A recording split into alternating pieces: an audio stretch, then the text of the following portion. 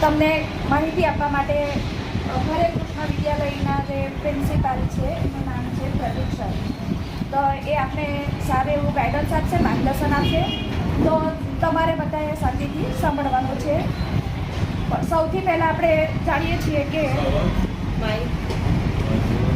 ચાલશે ને વાંધો નહીં, આટલા બાળકો જે સંભળાય છે. તો આપણે જાણીએ છીએ કે કોઈ પણ કાર્યની શુભ શરૂઆત પ્રાર્થનાથી થાય છે. આપણી ભારતીય સંસ્કૃતિમાં પણ એવું કહેવાયું છે કે પ્રાર્થના એ આત્માનો ખોરાક છે. તો સૌથી પહેલાં આપણે કોઈ પણ કાર્ય કરીએ તો ભગવાનને અત્યારે તો હાલમાં આપણે માતા સરસ્વતીને યાદ કરવાના છે.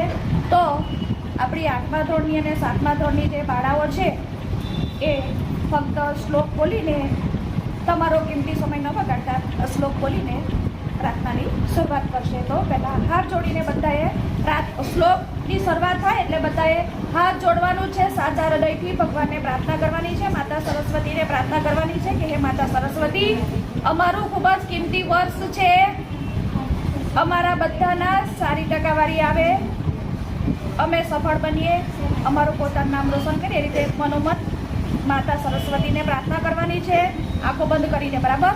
તો ચાલો 7 અને 8મા ધોરણની વિદ્યાર્થીનીઓ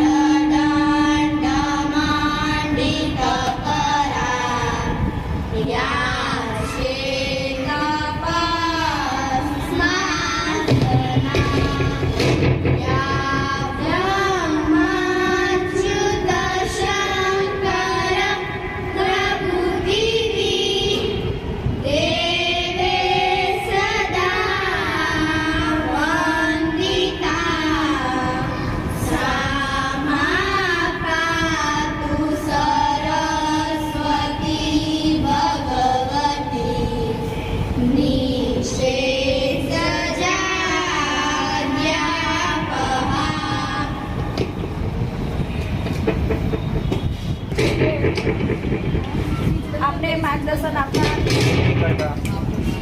જે પ્રિન્સિપાલ સર છે એ હાલમાં આપણા કરુણા સાગરના અતિથિ છે, મહેમાન છે.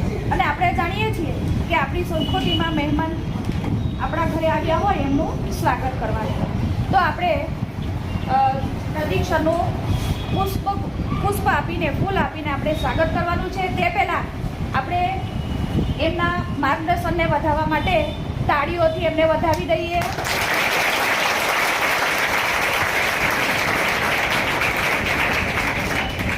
હવે પછી ગુજરાતી મીડિયમના ધોરણ 12ના જે વર્ગ શિક્ષક છે મંગળભાઈ અને ધોરણ 10ના જે વર્ગ શિક્ષક છે સાવનભાઈ, એ બંને સર ઊભા થઈને પ્રદીપ સરનું ફૂલ દ્વારા સ્વાગત કરશે.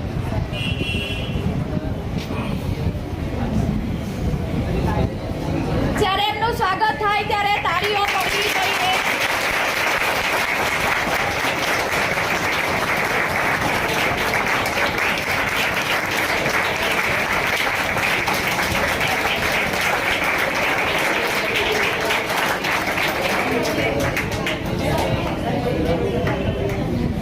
હવે પછી આપણા હિન્દી મીડિયમના સર છે રજની સર અને સંદીપ સર, એમને પણ કેમ બોલાય, એ પણ પ્રદીપ સરનું સન્માન કરશે ફૂલો દ્વારા.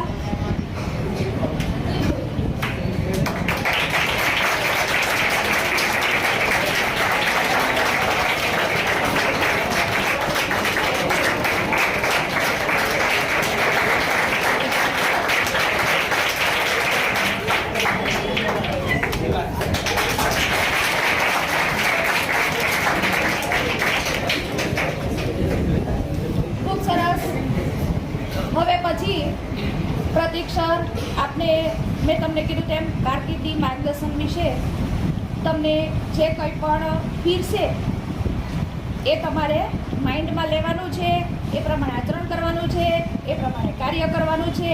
તો હવે બધાએ આ સરને સાંભળવાના છે. સરસ. તમારું નામ શું છે? પ્રતિભા. પ્રતિભાબેન કન્યા રાશિવાળા છે, એમના માટે જોરદાર તાળી પાડી.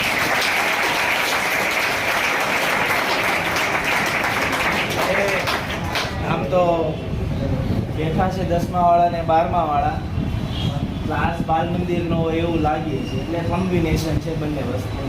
હવે જ્યારે પ્રાર્થના શરૂ હતી, હું જે પણ જગ્યાએ સેમિનાર લેવા જાઉં, 50થી વધારે સ્કૂલોમાં અમે સેમિનાર કર્યા છે. હું જે પણ સ્કૂલની અંદર સેમિનાર લેવા માટે જાઉં, પ્રાર્થના ખાસ છું. હવે પ્રાર્થનાની અંદર જે 2 મિનિટ છે, એ 2 મિનિટ કોણ એકદમ કોન્સન્ટ્રેશનથી એ પ્રાર્થનાની અંદર ધ્યાન આપે છે, તો આગળની કલાક કદાચ તમે ધ્યાન આપો એવી શક્યતા છે. બરાબર? પેલી દી બેનું કીધું. હા, શું નામ છે તમારું બેન? કેવું? પ્રગતિ. જો પાછા આ કન્યા રાશિ વાળા, આનું તાળી પાડો એમના માટે. અહીંયા આવો.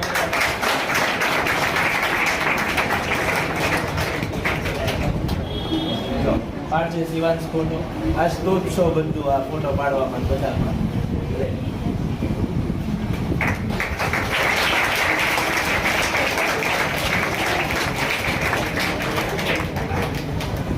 હવે કારકિર્દી માર્ગદર્શનની જે વાત છે,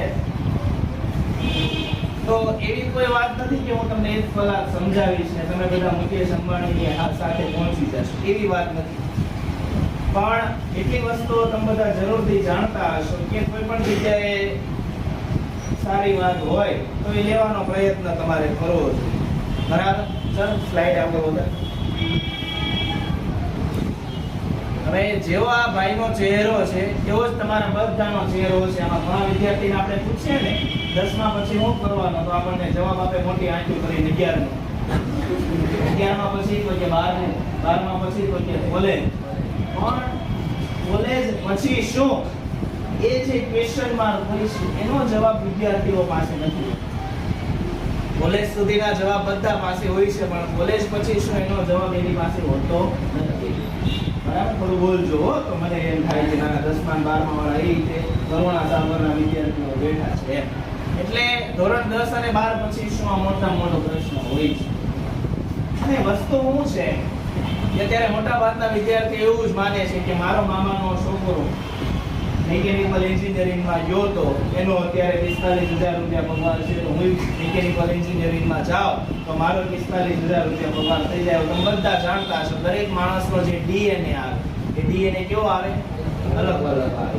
દુનિયામાં કેટલી વસ્તી છે કોઈને ખ્યાલ છે? અત્યારે અંદાજે મને જણાવો. આ પૂછો સરી દુનિયાની 8 અરબ 8 અજબ એટલે 800 કરોડની દુનિયાની વસ્તી છે. તો ભગવાને જેટલા પણ 800 કરોડ લોકોને બનાવ્યા, કોઈના પણ ડીએનએ સેમ હોય? હા કે ના? તો તમારો મામાનો છોકરો મિકેનિકલ એન્જિનિયરિંગ કરીને સક્સેસ થયો હોય તો તમે સક્સેસ થાવ એવું જરૂરી છે? થઈ શકો, પણ થાવ જ એની કોઈ ગેરંટી હોતી નથી. બરાબર? અને દરેક માણસ સ્વતંત્ર રીતે જન્મે છે, સ્વતંત્ર રીતે મરે છે. બરાબર? તો એને પોતાની કારકિર્દીની જે ચોઈસ છે પણ સ્વતંત્ર રીતે કરવી જોઈએ. બધો આ ધોરણ 10 ના વિદ્યાર્થીઓની પહેલા વાત આવશે. હા, આઈટીઆઈ. મને આમાંથી કોઈ આઈટીઆઈ નો ફૂલ ફોર્મ જણાવી દે તો હું માનું કે ના તમને ખ્યાલ છે. ઇન્ફોર્મેશન ટેકનોલોજી ન બોલતા કોઈ પણ ઊભા થાય. આઈટીઆઈ નું ફૂલ ફોર્મ જણાવી દો કોઈ પણ. ભલે ખોટું તો ખોટું બોલો. આ કોના જેવી વાત થાય? ગણિતનું પેપર આપીને બહાર આવે, પછી 5 જણા ઊભા હોય. શું નામ તમારું? ભવિષ્ય. સાંભળો તો ભવિષ્ય. ગણિતનું પેપર આપીને બહાર આવે, 5 જણા ઊભા હોય ભવિષ્ય. એમાં 4 હોશિયાર હોય ને એક આપણે હોય, મારી જેવો હોય. બરાબર? એટલે ઓલા 4 હોશિયાર હોય ની વાતો કરતા હોય. મારે ઈ કે આ દાખલાનો જવાબ 77 આવ્યો, બીજો એમ કે મારે 73 આવ્યો, બીજો એમ કે મારે 78 આવ્યો. તો નજીક હોય. પણ મારી જેવો હોય ને એમ કે મારે કેમ 103. મારે તો આ 4 ખોટા છે, હું 50 છું. એવી વાત છે. આઈટીઆઈ નો ફૂલ ફોર્મ કોઈ આવડે? કોઈ? જો આમ તો બહુ જેને ભણવું આમાં મને બહુ સ્પષ્ટ જવાબ બહુ સ્પષ્ટ રાખો છો. ભણવાનું કેટલાને ગમતું નથી. હાલ તમારા પપ્પાએ કહી દે આપણી પાસે 10 કરોડ રૂપિયા છે, તારે ભણવા જવાની કોઈ જરૂર નથી. આમાંથી કેટલા ભણવાનું છોડી દે, હાથ તો કરો. હાલો હાલો જલ્દી ઝડપથી. કોઈ નહીં, બધા ભણે. કરો કરો, હાથ ઊંચો બધાનો ખાસી દીધે. તો શરૂઆત તો કરો બધાને. વાહ વાહ, જોરદાર તમારા વિદ્યાર્થીઓ છે, બધા ભણે. 10 કરોડ રૂપિયા હોય તો પણ એ આઈટીઆઈ કોના માટે છે? જેને ભણવાનું ગમતું નથી. અને જોજો એક વસ્તુ છે, જેને ભણવાનું ન ગમતું હોય એને સાધનો આરે કામ કરવું બહુ ગમતું. સાધનો આરે જેને પ્રેક્ટિકલી કામ કરવાની મજા આવતી હોય એને આઈટીઆઈ માં દરવાજો બંધ કરી દે. એને આઈટીઆઈ ની અંદર જવું જોઈએ. આઈટીઆઈ નો ફૂલ ફોર્મ થાય industrial training institute. Industrial training institute એટલે શું થાય? આઈટીઆઈ. કેટલા વર્ષનો કોર્સ આવે? 2 વર્ષ. 10મા ધોરણ પછી મોટાભાગે આઈટીઆઈ ની અંદર તમે એડમિશન લઈ શકો. અને મહત્વની વાત એ છે કે 11 12 આપણે કેટલા વર્ષનો આવે? બોલો ને, 2 વર્ષ. 10મા પછી 11 12 ના કેટલા વર્ષ થાય? 2. આઈટીઆઈ ના કેટલા વર્ષ થાય? 2. તમે જો આઈટીઆઈ પાસ કરો તો તમને પણ ધોરણ 12 પાસનું સર્ટિફિકેટ મળે. આઈટીઆઈ જે પણ વિદ્યાર્થી પાસ કરે, 10મા ધોરણના જે પણ બેઠા હોય પાસ સાંભળે, આઈટીઆઈ જે પણ વિદ્યાર્થી પાસ કરે એને 12મા ધોરણ પાસ કરવાનું પણ સર્ટિફિકેટ મળે. 12મું ધોરણ પાસ થયો હોય એને જોબ મળવાના ચાન્સ બહુ ઓછા. 12મું ધોરણ પાસ થયો હોય એને જોબ મળવાના ચાન્સ ઓછા. 12માં ન મળે, કોલેજ કર્યું. પણ આઈટીઆઈ થયેલો હોય એને જોબ મળે. મારો મામાનો છોકરો નયન નામ, એ 10મા ધોરણમાં ફેલ થયો. તમારું નયન નામ લાગે છે? એટલે એ નયન ફેલ થયેલો 10મા ધોરણમાં 4 વર્ષ એને ગેરેજ ની અંદર કામ કર્યું. ક્યાં કામ કર્યું? ગેરેજ તો ને મારી રિપેર કરાવવા માટે છે. તો ગેરેજ ની અંદર એને 4 વર્ષ કામ કર્યું. પછી વળી બુદ્ધિ આવી હશે, કોઈ એવું કીધું કે ભણ. તો 10મા ધોરણની પાછી પરીક્ષા આપી, પાસ થઈ. બન્યું 4 વર્ષ પછી બન્યું એવું એને આઈટીઆઈ ની અંદર એડમિશન લીધું પછી 10મા ધોરણ પછી. અને ગેરેજની જે લાઈન આવે ફિટર, એની અંદર એને એડમિશન લીધું. અત્યારે ફોર વ્હીલ ની કંપની આવે ફોર્ડ, નાનું છે નામ ફોર વ્હીલ ની ફોર્ડ આવે, ફોર્ડ નામની ગાડી આવે. એ ફોર્ડ નામની કંપની જે આવે એમાં કામ કરે છે. 44,000 રૂપિયા મહિનાની એની સેલેરી છે. બાકી 10મા ધોરણમાં ફેલ થયેલો વિદ્યાર્થી પણ એને હવે એને શા માટે બીજા બધા વિદ્યાર્થીઓ કરતા જોબ વહેલા મળી હોય? આઈટીઆઈ ની અંદર એને લીધું અને એને 4 વર્ષ ક્યાં કામ કર્યું? ગેરેજ. અત્યારે મોટો પ્રોબ્લેમ શું છે એ જણાવો. તમે 10મું ધોરણ પાસ કરો, તમારી ઉંમર કેટલા વર્ષની હોય? 15. નહીં 15, કાયદેસર 15. પછી તો આગળ તો પછી 10 15 વર્ષ. 12મું પાસ કરો તો 17. કોલેજ પાસ કરો એટલે કેટલા વર્ષના થાવ? 20. કોઈ પણ બેચલર ડિગ્રી જોવા જાવ તો મોટા ભાગે કેટલા વર્ષની હોય? 3. તો 17 ને 3 20. હવે સાંભળજો, 20 વર્ષે તમારી કોલેજ પૂરી થાય બેચલર, અને 21મા વર્ષે તમે માર્કેટમાં કામ શોધવા માટે જાઓ અને તમે નવા કામે ચડાવો, તમને 5 થી 7,000 રૂપિયા સેલેરી આપે. હવે 22 કે 23 વર્ષ માણસના થાય કે એને મેરેજની વાત આવે અને 22 23 વર્ષે પહોંચે તો આવું કોઈ નહીં સમજાવે તમને. સાંભળજો, 22 23 વર્ષે પહોંચે ત્યાં એના મેરેજની વાત આવી છે, હજુ એની સેલેરી 15,000 રૂપિયા છે. હવે તમે બધા જે આ ભાઈઓ બેઠા છો, વિચારો તમારી સિસ્ટરને તમારે કોઈ જગ્યાએ પરણાવવાની હોય તો તમે 15,000 રૂપિયા સેલેરી હોય એવી જગ્યાએ તમારી સિસ્ટરના મેરેજ કરાવો? આ કે ના? તો આ પ્રોબ્લેમ છે. એટલે તમારે કામ વહેલા શરૂ કરવું પડે. મતલબ અમારો જ વિદ્યાર્થી છે, મેં જેને 11 12માં ભણાયો છે, અત્યારે મારી સ્કૂલમાં જોબ કરે છે, કોમ્પ્યુટર ટીચર તરીકે ભણે છે. આ બધાને હું એવી સલાહ આપતો કે જ્યારે તમે 11 12 પૂરું કરો અને કોલેજના પહેલા વર્ષમાં હો ત્યારે તમે ઓછામાં ઓછા 5,000 રૂપિયા લાવતા હોવા જોઈએ. કેટલા રૂપિયા? 5,000. તો એ 3 વર્ષ પૂરા થાય ત્યાં તમને કામ કરવાનો 3 વર્ષનો શું થઈ જાય? અનુભવ. ચોથા વર્ષે તમારે હાવ માર્કેટમાં નવા નો, ચોથા વર્ષે તમારી સેલેરી કેટલા રૂપિયા થઈ જાય? અંદાજે 20,000. અને તમારા મેરેજની વાત આવે ત્યાં તમે કેટલાએ પહોંચી જાઓ? 40 થી 50. સમજ પડે છે વસ્તુ? એટલે પોસિબલ હોય તો કોલેજની અંદર જ્યારે પણ તમે એડમિશન લ્યો ત્યારે સાઈડમાં એવું કંઈ કામ કરવાનો પ્રયત્ન કરવાનો કે ઓછામાં ઓછા આપણને 5,000 રૂપિયા એમાંથી મળે. બરાબર છે? એટલે આઈટીઆઈ કોના માટે છે? જેને ભણવું ગમતું નથી અને સાધનો આરે કામ કરવું ગમે છે એના માટે આઈટીઆઈ છે. બીજું છે ડિપ્લોમા ઇન એન્જિનિયરિંગ. 150 જાતના એન્જિનિયરિંગ આવે. કેટલી જાતના?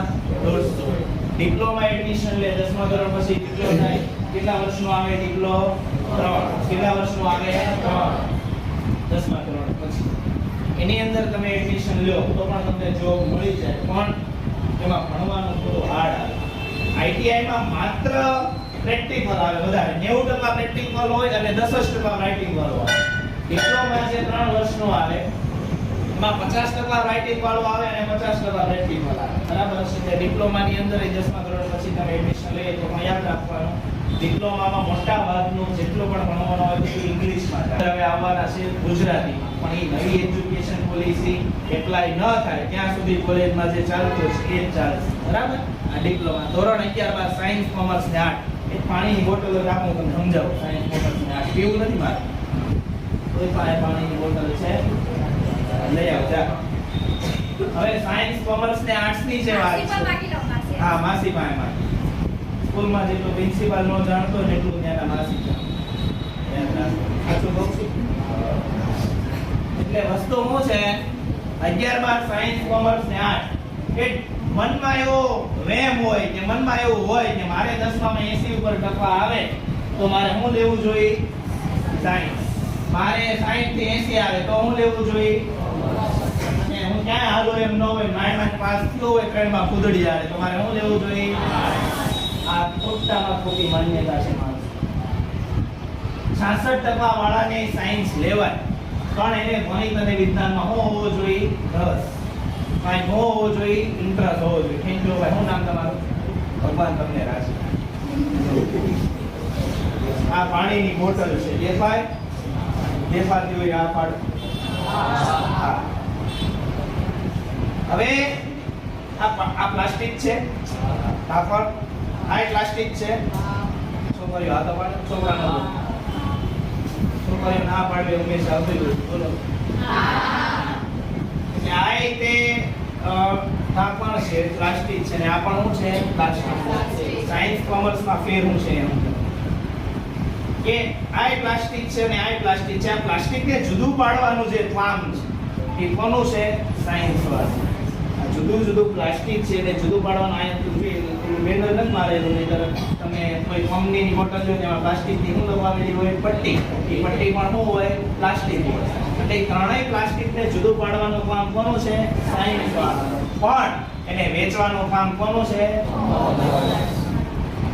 આજની દુનિયા પ્રમાણે વિચારવા જાવ તો બહુ સ્પષ્ટ ભાષામાં તમને બધાને કહીશ કે કોમર્સની અંદર એડમિશન લેવું અત્યારે વધારે બેનિફિટ વાળું છે. કારણ કે અત્યારે દુનિયાની અંદર સૌથી વધારે કોઈ ફિલ્ડ મતલબમાં ચાલતી હોય તો તમે બધાએ સાંભળ્યું છે કે આઈટી, કોમ્પ્યુટરની ઉપર તમે ભણો તો અત્યારે તમે બેરોજગાર રહ્યો નહીં. કારણ કે આવનારો જે સમય છે આ તો કોના ઉપર આવી જશે? રોબોટિક્સ ઉપર આવી જશે. બરાબર? એટલે એ આવનારો જે સમય છે રોબોટિક્સ ઉપર આવશે કે એઆઈ ઉપર આવશે. એટલે કોમ્પ્યુટરની ફિલ્ડમાં જો તમે ભણો તો તમારે બહુ મતલબ તમે બેરોજગાર ન રહો. બરાબર? એટલે માય ચાલે છે જીવન જો લાઈફ. અવાજ આવે તો રેવા દે. આ તો પેલા વિડિયો માટે. Hello hello hello hello.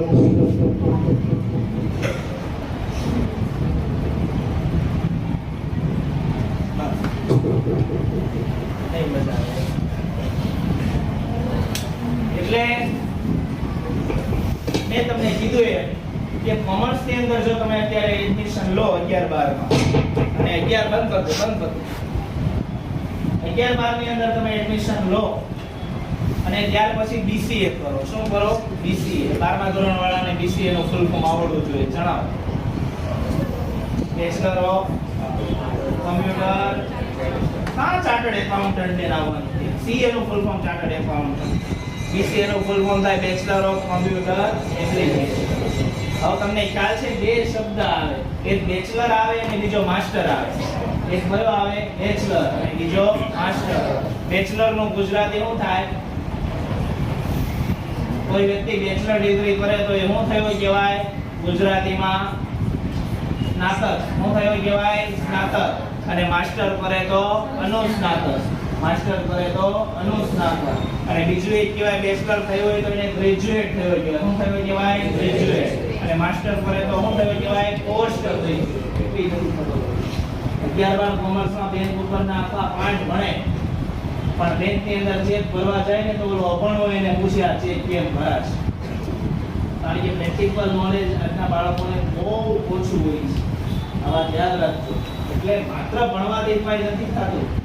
કઈ રીતે કઈ જગ્યાએ વ્યવહાર કરવો એ બધી વસ્તુ પણ તમને આવડવી જોઈએ. ક્યાં બોલવું, ક્યાં ન બોલવું, કઈ રીતે બેસવું, કઈ રીતે ઊભું રહેવું એ પણ તમને આવડવું જોઈએ. અને આજના સમય પ્રમાણે ભણવા કરતાં પણ વધારે શબ્દ મહત્વનો છે એ છે રેફરન્સ. રેફરન્સનો અર્થ શું થાય? ઓળખાણ. તમારી શું હોવી જોઈએ? ઓળખાણ હોવી જોઈએ. ઓળખાણ હોય તો તમે દુનિયાની અંદર આજે ચાલશો. બાકી તમારી પાસે એજ્યુકેશનલ ક્વોલિફિકેશન ગમે એટલી હોય તમે કોઈ જગ્યાએ ચાલશો નહીં. આ વાત યાદ રાખજો. એટલે આ 11 12 સાયન્સ કોમર્સ ને આ ત્રણેય તમે બધા જાણો છો. કેટલા વર્ષનો આવે? કેટલા વર્ષનો? 3 ક્યાં આવવાનું? સાયન્સ કેટલા વર્ષનું? 2. કોમર્સ પણ 2 અને આર્ટ્સ પણ 2. તમારે ચિત્ર દોરવાનો રસ હોય અથવા મહેંદી બહુ સારી મૂકતા આવડતું હોય, આવું કંઈ પણ ઇન્ટરેસ્ટ હોય તો 11 12 આર્ટ્સમાં એડમિશન લેવાનું. અને બીજી જાણવા જેવી વાત તો સાંભળજો. એકવાર એક છોકરાએ ઊભો થઈ મને પ્રશ્ન પૂછ્યો. મને કહે સાહેબ આ જ રીતે મારો સેમિનાર શરૂ હતો.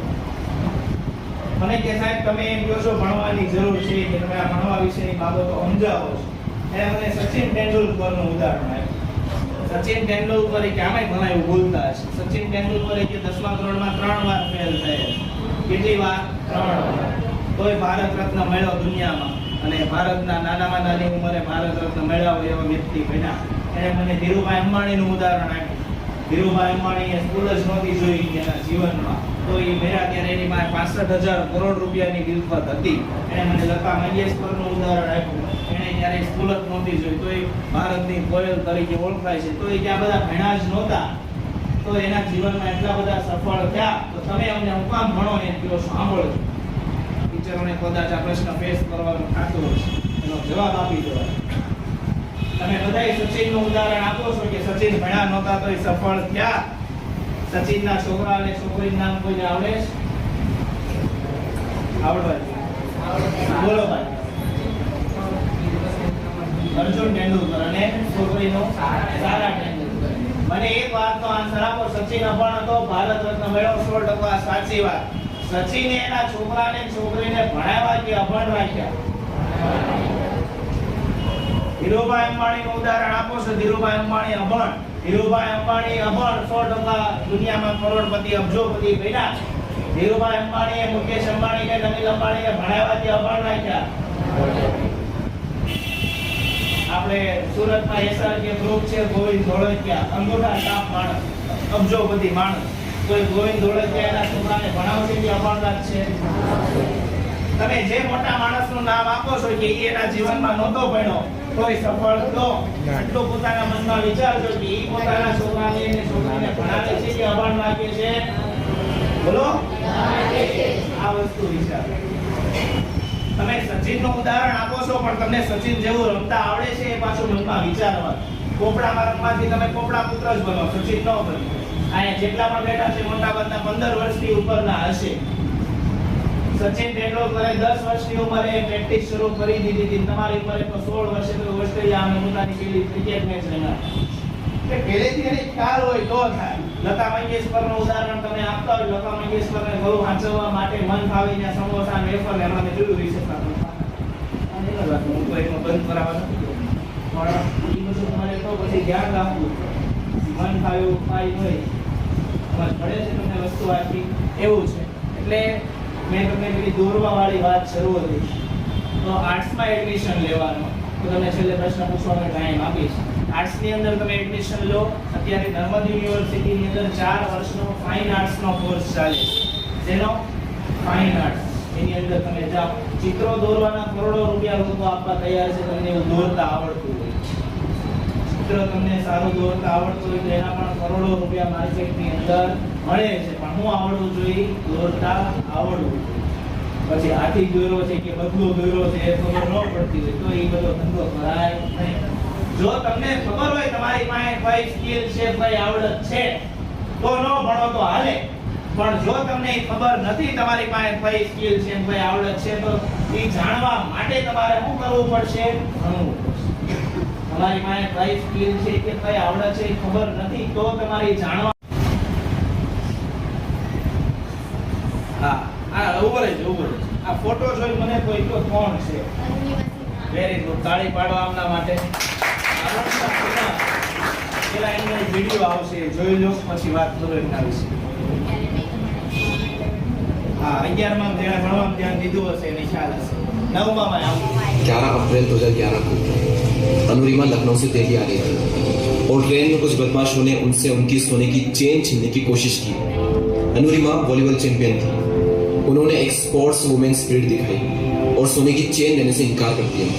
जब उन्होंने सोने की चेन देने से इनकार कर दिया, वो 4 से 5 लड़के थे, उन्होंने अनुरिमा को चलती ट्रेन से उठाकर बाहर फेंक दिया। ये तो थी एक बुरी चीज। इससे भी बुरा तो तब हुआ जब अनुरिमा को नीचे फेंका गया। उसी वक्त दूसरे ट्रैक से भी एक ट्रेन आ रही थी। अनुरिमा उस ट्रेन से टकराई और जाकर नीचे गिरी। जब दोनों ट्रेन निकल गई, जब उन्हें होश आया तब उन्होंने देखा कि उनका एक पैर कट चुका था। आधा पैर जींस में था और घुटनों के यहाँ से आधा पैर जींस में लटका हुआ था और वहीं से हड्डियां टूट टूट कर बाहर आ रही थी। और सिर्फ यही नहीं बल्कि ट्रेन के ट्रैक पर आपने छोटे छोटे चूहे देखे होंगे। वो चूहे आकर उस घाव को, उस पैर को आकर उतर रहे थे। अनुरिमा ये सारा दृश्य अपनी आंखों से साफ साफ देख रही थी, लेकिन कर कुछ नहीं पा रही थी क्योंकि उनकी बॉडी में जरा भी मूवमेंट नहीं हो रहा था। पूरी रात उन्होंने मदद मांगी लेकिन कोई नहीं आया उन्हें बचाने के लिए। जब सुबह हुई और कुछ लोगों ने उन्हें देखा तो उन्हें हॉस्पिटल पहुंचाया। हॉस्पिटल के बेड पर सब लोगों ने, यहाँ तक कि एम्स के डॉक्टरों ने तक ये कह दिया था कि एक प्रोस्थेटिक लेग से चलना सीखने में लोगों को 3 से 4 साल लग जाते हैं। कुछ दिनों तक उनका हॉस्पिटल में इलाज चला और जब उनकी हॉस्पिटल से छुट्टी हुई, जब वो घर गई तो घर जाने के बाद जब ऐसी सिचुएशन में लोग ये सोचते हैं कि आगे की जिंदगी का गुजारा कैसे होगा, अनुरिमा के माइंड में सिर्फ 2 चीजें थी। एक तो ये कि मुझे इन सबको गलत साबित करना है और दूसरी ये कि अपनी सबसे बड़ी कमजोरी को अपनी सबसे बड़ी ताकत बनाकर दुनिया की सबसे ऊंची चोटी माउंट एवरेस्ट को फतह करना है। मैडम मच्छिंद्री पाल, जिन्होंने 1984 में एवरेस्ट समिट किया था, जब अनुरिमा ने उनको ये बताया कि मुझे एवरेस्ट समिट करना है तो मैडम मच्छिंद्री पाल के आंखों से आंसू आ गए। उन्होंने कहा कि अनुरिमा तू इस हालत में भी ये सोचने की हिम्मत रखती है, तूने अपने अंदर तो एवरेस्ट को फतह कर लिया है, बस अब तो दुनिया को बाहरी रूप से दिखाना बाकी रह गया है। और जब शुरुआत हुई तो आप मानेंगे नहीं, जहाँ लोगों को 2 मिनट लगते थे रोड हेड से बेस कैंप जाने के लिए, वहीं अनुरिमा को 3 घंटे लगते थे। और आपको यकीन नहीं होगा ये जानकर कि ठीक 8 महीने बाद बेस कैंप से सभी साथ में निकलते और टॉप पर अनुरिमा सबसे पहले पहुंचती। बाकी सबके पेड़ सही सलामत थे लेकिन अनुरिमा के नहीं थे, फिर भी अनुरिमा सबसे पहले पहुंचती थी। 11 अप्रैल 2011 को उन्हें चलती ट्रेन से बाहर फेंका गया था। एम्स के डॉक्टरों का कहना था कि एक प्रोस्थेटिक लेग से चलना सीखने में लोगों को 3 से 4 साल लग जाते हैं। 21 मई 2013 को वो दुनिया की सबसे ऊंची चोटी पर थी। कैसे? लोगों को लगता था कि अनुरिमा ने अपने इस गोल को अपने पैरों से क्लाइंब किया, लेकिन अनुरिमा का यह कहना है कि उन्होंने अपने इस गोल को अपने पैरों से क्लाइंब किया ही नहीं। उन्होंने अपने इस गोल को, अपने इस मिशन को अपने पूरे दिल और दिमाग से क्लाइंब किया। और जब अनुरिमा रात को क्लाइंब कर रही थी, क्योंकि रात को वेदर बहुत ही नॉर्मल होता है इसलिए रात को क्लाइंबिंग करना थोड़ा आसान होता है, तो जब वो रात को क्लाइंब कर रही थी तब उनकी आंखें फटी की फटी रह गई। अंधेरे में जहां पर भी उनकी हेडलाइट पड़ रही थी वहां पर सिर्फ लाशें ही लाशें बिछी थी। उनके अंदर से एक डर निकल रहा था कि जिस काम को करने के लिए वो निकली है उसी काम को करने के लिए ये लोग निकले थे और ये लोग यहाँ पर मरे हुए और इन लोगों का तो शरीर भी सही सलामत था, उसके बावजूद भी ये यहाँ पर आकर मर गए। उनके अंदर से डर निकल रहा था और इस डर का सामना कर थोड़ी हिम्मत दिखाकर उन्होंने अपना एक कदम आगे बढ़ाया और उसी कदम के आगे अपना एक कदम और रख दिया और धीरे धीरे ही सही लेकिन वो आगे बढ़े। हिलेरी स्टेशन, एवरेस्ट से थोड़ा नीचे। जब अनुरिमा वहां पहुंची तो उनका ऑक्सीजन का लेवल कम होने लगा। उनके शेर्पा ने उन्हें कहा कि अनुरिमा वापस चलो, तुम्हारा ऑक्सीजन खत्म हो गया है, अगर जिंदा बचे तो फिर से वापस आ सकते हैं। लेकिन अनुरिमा को पता था कि ये मौका उन्हें बहुत ही मुश्किल से मिला है और शायद इसके आगे उन्हें कोई मौका मिले ही ना, और वो इस गोल्डन चांस को कभी भी खोना नहीं चाहती थी। उन्होंने शेर्पा की बात नहीं मानी और आगे बढ़ी। उनका मानना था कि यहाँ तक आई हूँ यहाँ रुकने के लिए या फिर वापस जाने के लिए नहीं, यहाँ तक आई हूँ और भी आगे जाने के लिए। और ठीक 1.5 घंटे बाद वो दुनिया की सबसे ऊंची चोटी पर थी और इतिहास रच दिया उस लड़की ने, जिसे एम्स के डॉक्टरों ने कहा था कि 3 से 4 साल लगते हैं एक प्रोस्थेटिक लेग से चलना सीखने में, और चलना फिरना छोड़ो 2 साल में उसने एवरेस्ट को फतह भी किया और बता दिया पूरी दुनिया को कि इंसान विकलांग दिमाग से होता है, शरीर से नहीं। और अगर एक बार आपने किसी काम को करने की ठान ली और उस काम को करने के लिए आप अपनी जान लगाने को तैयार हो तो दुनिया की कोई भी ताकत आपको हरा नहीं सकती। आज मेरी लाइफ का सबसे बड़ा सपना पूरा हुआ और मैं टॉप ऑफ द वर्ल्ड हूँ और बहुत खुश हूँ और सबको ये मोटिवेशन देना चाहती हूँ कि हर आदमी अगर अपने लक्ष्य को बनाए तो वो कभी नहीं हार माने और वो अपने टॉप को अपने लक्ष्य को जरूर पाएगा।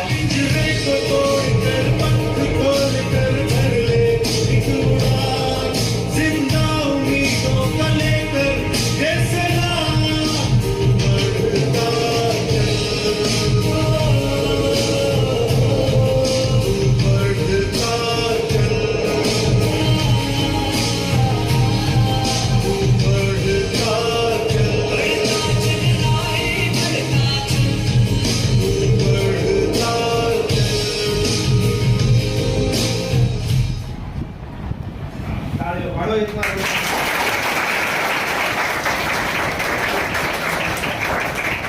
સૌથી વધારે મહત્વની તમે બધા ભણ્યા જ હશો અત્યારમાં ધોરણમાં કદાચ ઇંગ્લિશની અંદર આ ચેપ્ટર આવે છે પહેલું the journey of my life from earth two Everest આવું નામ આવે છે.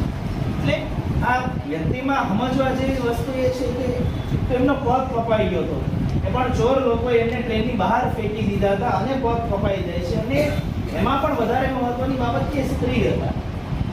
શું હતા? સ્ત્રી. આપણા સમાજની અંદર આવું બન્યું હોય તો એ સ્ત્રી પોતાના ઘરની બહાર નીકળવામાં પણ શરમા છે. પણ આ બધા જે અવરોધો આવે એમાંથી પાર થઈને અને આમાં તો એક જ ઉપરની વાત બતાવે છે. આજના વર્ષે કેવો કેબીસીની અંદર આવેલા કેબીસીમાં એટલે એવું કીધેલું દુનિયાના 7 જે સૌથી ઊંચા પર્વત શિખરો છે એમાંના 6 આ બેન ચડી ગયા છે. કેટલા પર્વત શિખરો ચડેલા છે? 6. છેલ્લો ચડવાનો બાકી હતો એ પણ એને કેબીસીની અંદર એવું કીધું કે આવતા મહિને હું ચડવા માટે જવાની છું. અને ન્યૂઝપેપરમાં મેં વાંચેલું કે 7 દુનિયાના સૌથી ઊંચા પર્વત શિખર આ બેન ચડ્યા છે અને ભારત દેશના પ્રથમ એવા મહિલા છે જે અપંગ હોવા છતાં પણ માઉન્ટ એવરેસ્ટ ચડ્યા હોય. માઉન્ટ એવરેસ્ટની ઊંચાઈ છે 8,848 મીટર. 8,848. તમે એકવાર નજર નાખો તો આમ જોઈ પણ ના શકો. આમાં લખેલું આવ્યું કે ઘણા બધા ચડવાનો પ્રયત્ન કરે એનો રસ્તામાં શું થાય છે? મૃત્યુ થાય છે. એ પગ ન હોવા છતાં પણ આ વ્યક્તિ વિચારો કે માઉન્ટ એવરેસ્ટ ઉપર 2 રીતે ચડાય. 2 રીતે ચડાય. એ તમે હેલિકોપ્ટરથી પણ જઈ શકો છો અને એ તમે ચડીને જઈ શકો. પણ તમે હેલિકોપ્ટરથી જાઓ તો દુનિયાના સૌથી મોટા અખબાર ટાઈમ્સ ઓફ ઇન્ડિયામાં તમારો ફોટો આવે નહીં. પણ તમે ચડીને જાઓ તો ટાઈમ્સ ઓફ ઇન્ડિયામાં તમારો શું આવે? ફોટો આવે. સમજ પડે છે વસ્તુ આખી? એટલે તમે તો બધું તમને શરીર ભગવાને આખું સારું આપ્યું છે. હમણાં બોર્ડની પરીક્ષા આવવાની છે. 50 દિવસ જેવો સમય રહ્યો છે અને છે ને ધારો કે આમાં 10મું ધોરણ ભણતો હોય તો ગણિતનો કહેતો હોય તો એમ કે ગણિત બહુ અઘરું. પેપર આપ્યા પહેલા એ નહીં પોતાના જીવનમાં 1000 વાર એવું બોલી ચૂક્યો હોય કે ગણિત કેવું અઘરું, ગણિત અઘરું. કોમર્સ વાળો હોય તો 50 વાર 1000 વાર એવું બોલી ચૂક્યો હોય કે એકાઉન્ટ અઘરું. તો તમારા મનને જ પહેલા તમે એમ કહી દો છો કે આ વિષય કેવો છે? અઘરો. એટલે તમારા માટે હંમેશા કેવો રહેવાનો? અઘરો જ રહેવાનો. બાકી ગણિતની પેપર સ્ટાઇલ મેં આ વર્ષે 10મા ધોરણની જોઈ હતી. પ્રિન્સિપાલ તરીકે મારે બધું જોવાનું હોય તો 3 જ ચેપ્ટર વાંચવાના. 10મા વાળા છે કેટલા? આ તો ખરો 10મા ધોરણના મોટાભાગના 10મા વાળા. સરસ. 10મા ધોરણમાં 3 જ ચેપ્ટર ગણિતની અંદર આ વર્ષે તમે કરો એટલે આસાનીથી પાસ થઈ જાવ. સંભાવના કોણ છે ગણિતના? સંભાવના. બીજું આંકડાશાસ્ત્ર અને ત્રીજું યામભૂમિ. 3 ચેપ્ટર વાંચો એટલે તમે 10મા ધોરણમાં ગણિતમાં. છતાંય વિચારવા જેવી વાત છે કે આટલી ઈઝી પેપર સ્ટાઇલ આવે તો પણ જ્યારે 10મા ધોરણનું બોર્ડનું રિઝલ્ટ આવે ત્યારે 54% અને 55% રિઝલ્ટ હોય છે. એનો અર્થ શું થાય કે 54% રિઝલ્ટનો અર્થ થાય 100 વિદ્યાર્થીએ પરીક્ષા આપી એમાંથી 54 વિદ્યાર્થી શું થયા? પાસ. અને 46 વિદ્યાર્થી શું થયા? ફેલ. વિચારવાની બાબત છે. એટલે આ કારકિર્દી માર્ગદર્શનની જે વાત છે પછીની વાત છે પણ તમે પાસ થશો તો આગળ વધી. બહુ પર્સન્ટેજનું મહત્વ નથી પણ પાસ થવું જરૂરી છે. અને સાથે જ બેસો છો 2 જણા પણ એક વાત યાદ રાખજો કે જેને 70% આવશે 70 લાવી દેજો. 70% જો લાવી દેશો તો અટકશો નહીં. કોમર્સમાં જે ભણે છે પાસ 70% તમે લાવી દેશો તો તમને ગવર્નમેન્ટ કોલેજમાં એડમિશન મળશે. તમારી સાથે જ પેલો પ્રાઇવેટ વાળો ભણતો હશે તમારી ફી 2500 રૂપિયા હશે. પેલાની 25000 હશે. ગવર્નમેન્ટ કોલેજમાં એડમિશન મળશે તો તમારી ફી 2500 હશે અને પ્રાઇવેટમાં 25,000 હશે. કોટા ખાલી કરતો હોય, ભણવાનું બંને ભણાવવા વાળા સેમ જ હોય. સમજ પડે છે? હું 90% ની વાત નથી કરતો, માત્ર 70% આવવા છે. અને તમારા ઘરેથી એટલું બધું પ્રેશર હોય, બિચારા તમારા મા બાપ એટલી મહેનત કરતા હોય. એક વાત યાદ રાખજો, તમારે 70% આવે છે કે 90% આવે છે તો એ માત્ર તમારી મહેનતથી નથી આવતા. તમારા મમ્મીનું પણ એટલું જ બલિદાન હોય છે, તમારા પપ્પાનું પણ એટલું જ બલિદાન હોય છે, તમારા ભાઈ બહેનનું પણ એટલું જ બલિદાન હોય છે, ત્યારે તમે 90% લાવી શકો છો. મારી એક સ્ટુડન્ટ 11-12 માં ભણાવતો ત્યારે આખા ગુજરાતમાં ફર્સ્ટ આવેલી, આયુષી ચૌહાણ નામ એ, બરાબર, આખા ગુજરાતમાં ફર્સ્ટ હતી કોમર્સમાં, બરાબર. એને પર્સન્ટાઇલ રેન્ક 99.99 હતા. મારી સ્કૂલે મેં એને 2 વાર ઇન્વિટેશન આપેલું, આવે 99.99 પર્સન્ટાઇલ રેન્ક. એના પપ્પાને 35 વીઘા તો જમીન છે સુરતમાં, પણ એ છોકરીને એટલો ભણવાનો પ્રેમ, એના મોઢા ઉપર કોઈ દિવસ ઉદાસી ન જોવા મળે. આમ છે ને, મોઢું તમારું પ્રફુલ્લિત રાખો, આમ બેઠા હોય તો આમ સીધા બેહાય, આમ વ્યવસ્થિત. તો ઘણા બેઠા હોય પરાણે જીવન જીવતા હોય. દુનિયામાં મોટા ભાગના લોકો છે ને પરાણે ઘણા બે વસ્તુ હોય, કાં તો જીવન જીવવાનું અને કાં તો જીવન કાપવાનું. મોટા ભાગના લોકો અત્યારે જીવન શું કરે છે? કાપે છે, જીવતા નથી. સમજ્યા? વાતો કરવા ઘણી થાય. મેઇન જે આપણો વિષય છે ત્યાં જોઈએ, આગળ વધો. ચાલો, 17 સ્લાઇડો આવશે એટલે.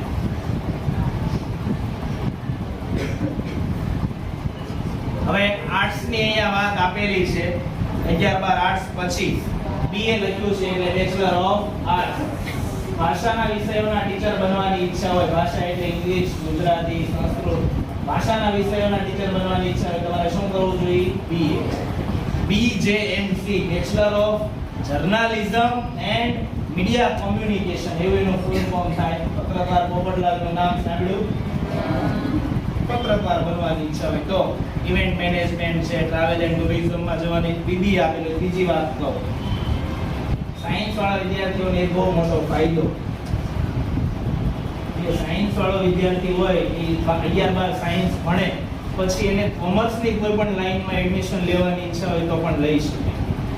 12 સાયન્સ પૂરું કર્યા પછી એને બીકોમ કરવું હોય, શું કરવું હોય? બીકોમ. તો સાયન્સ વાળા વિદ્યાર્થીથી થાય. કોમર્સ વાળા વિદ્યાર્થીને એક ફાયદો એ કે કોમર્સ વાળો વિદ્યાર્થી આર્ટ્સની કોઈ પણ લાઈનમાં જવા માંગતો હોય, મતલબ એને BA કરવું હોય તો પણ એનાથી થાય. સમજ પડે છે? સમજાય છે? ઉતા છો? આ તો કે ના કાઢ તો બોલ ના. સાયન્સ વાળો કોમર્સની પણ કોઈ પણ લાઈનમાં જઈ કે કોમર્સ વાળો આર્ટ્સની પણ કોઈ પણ લાઈનમાં જઈ શકે. આર્ટ્સ વાળો કોમર્સમાંથી સાયન્સમાં આવી શકે નહીં. બરાબર? લો, LLB જે છે, LLB નો ફૂલ ફોર્મ છે બેચલર ઓફ લેજિસ્લેટિવ લો.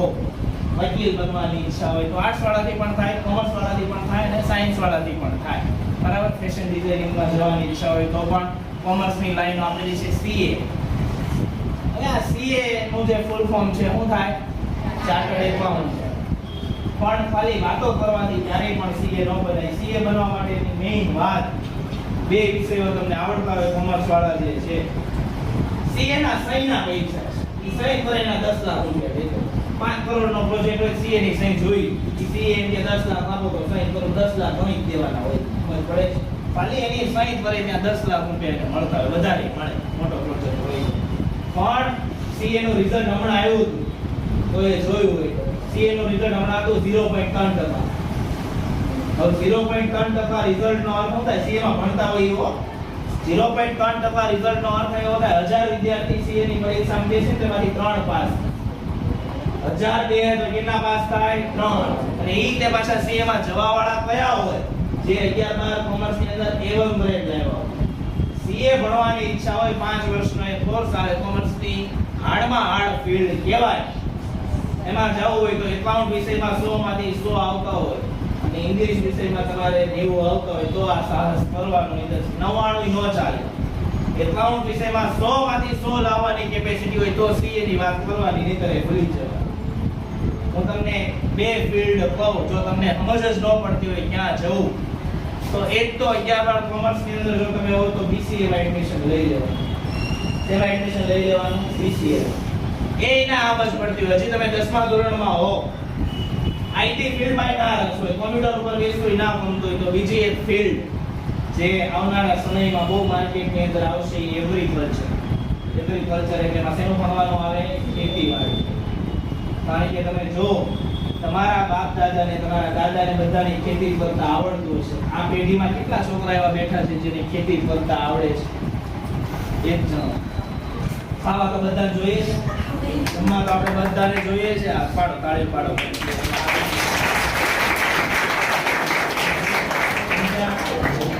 વસ્તુ વિચારો, પેલા તમે આપણે બધા એવી વાતો કરતા. એ છોટી ચેતન થઈ જાય. ભાઈ, શું નામ તમારું? આદિલ રશીદ. આદિ સૂર્ય ભગવાન છે. આદિત્ય ભગવાન સૂર્યનું નામ છે. અને તો એનો જે રંગ છે એ ફલો તેજસ્વી બને એમ કહેવા માંગુ છું. એટલે વસ્તુ શું છે કે ખેતીવાડી જે છે એ ફિલ્ડનો પણ સમય આવશે. કારણ કે આપણે અત્યારે બધી જગ્યાએ ખેતરો કાપીને શું બનાવવા પડ્યા છીએ? બિલ્ડિંગ. પણ એક સમય એવો આવશે, તમે યાદ રાખજો, 25 વર્ષ જવા દો, 25 વર્ષ પછી સૂટ પહેરીને ખેતી કરવા માણસ જતો હશે. 25 વર્ષ પછી જોબમાં રાખશે, સૂટ પહેરીને માણસ ખેતી કરવા જતો છે. જેને ખેતી કરતા આવડતું હશે ને એનું મહત્વ હશે. એટલે બે ફિલ્ડ દુનિયામાં અત્યારે બહુ ફેમસ હોય, જેમાં વિચાર્યા વિના તમારે એડમિશન લઈ લેવાય. એક આઈટી, BCA માં એડમિશન લ્યો અથવા BSc આઈટી કરો, ઇન્ટિગ્રેટેડ કોર્સ આવે. અને તમે એગ્રીકલ્ચરમાં એડમિશન લ્યો તો તમે ચાલો, વાંધો ન આવે. બરાબર? એ વાત છે. CA, CS એટલે company secretary, CMA chartered management accountant. હવે આ C અને CS જે હોય ને એનું એનાલિસિસ કરતા હોય કે અત્યારે આ સ્ટોક માર્કેટ કેવું રહેશે, સમય કેવો આવશે, એનું એનાલિસિસ કરવાવાળા CMA માં. હવે સાયન્સ કે ભાઈ BSc આપ્યું છે, બેચલર ઓફ સાયન્સ, મતલબ આ કેમિસ્ટ્રી, ફિઝિક્સ, મેથેમેટિક્સ, એના કોઈના ટીચર બનવાની ઈચ્છા હોય અથવા કેમિસ્ટ્રીમાં ઇન્ટરેસ્ટ હોય, કેમિકલની કંપનીમાં કામ કરવામાં, દવાની કંપનીમાં જવાની ઈચ્છા હોય તો BSc માં તમે એડમિશન લ્યો તો થાય. BARCH લખ્યું છે, bachelor of architecture. Civil engineer જુદી વસ્તુ છે અને બેચલર ઓફ આર્કિટેક્ચર જુદી વસ્તુ છે. સિવિલ એન્જિનિયર 10મા ધોરણ પછી સીધો તો બે રીતે થાય. એન્જિનિયર બનવાના બે રસ્તા. એક 10મા ધોરણ પછી ડિપ્લોમામાં એડમિશન લે તો ડિપ્લોમામાં કેટલા વર્ષનો આવે? 3. તો ઈ જો બેચલર ડિગ્રી કરે BE, BE ને શું કહેવાય? Bachelor of engineering. જો ડિપ્લોમા કર્યા પછી BE કરે તો એ 3 ને 3 કેટલા વર્ષનો હોય? 6. 12મા ધોરણ પછી સીધું BE ની અંદર એડમિશન લે તો એ 12મા ધોરણ પછી BE કરે કેટલા વર્ષનો હોય? 4. સમજ પડે છે? એટલે 11 12 ના 2 અને BE ના કેટલા? 4. અને ડિપ્લોમા મતલબમાં છેલ્લું ટોટલ કેટલું થાય છે? 6. પણ ડિપ્લોમામાં એડમિશન લેવાનો ફાયદો એટલો કે ડિપ્લોમામાં પૂરું કર્યું એને જોબ મળે, જ્યારે 11 12 પૂરું કર્યું એને જોબ મળવાનો ચાન્સ ઓછો. કે ઘણા ઘરની પરિસ્થિતિ ખરાબ હોય, જેને જોબની બહુ જરૂર હોય કે પૈસા કમાવાની બહુ ઝડપથી જરૂર હોય, એના માટે આ ફિલ્ડ છે. બરાબર? BE લખ્યું છે, BTech લખ્યું છે, પછી ડોક્ટરની લાઈનમાં જવાની ઈચ્છા હોય, BHMS લખ્યું છે, હોમિયોપેથીમાં, BAMS આયુર્વેદની અંદર જવાની ઈચ્છા હોય, MBBS. હવે પછી તમે કોઈ જગ્યાએ છોકરાને લોહી નીકળવું હોય, ત્યાંથી ભાગી જતા હોય તો એ MBBS ને બધું ભૂલી જવાનું 10મા ધોરણ પછી. ત્યાં લોહી હોય ત્યાં તમને ડર લાગતો હોય કે અહીંયા મારે ક્યાં આવ્યો તો એ બધું કરાય નહીં. બરાબર? ચાલો આગળ વધો.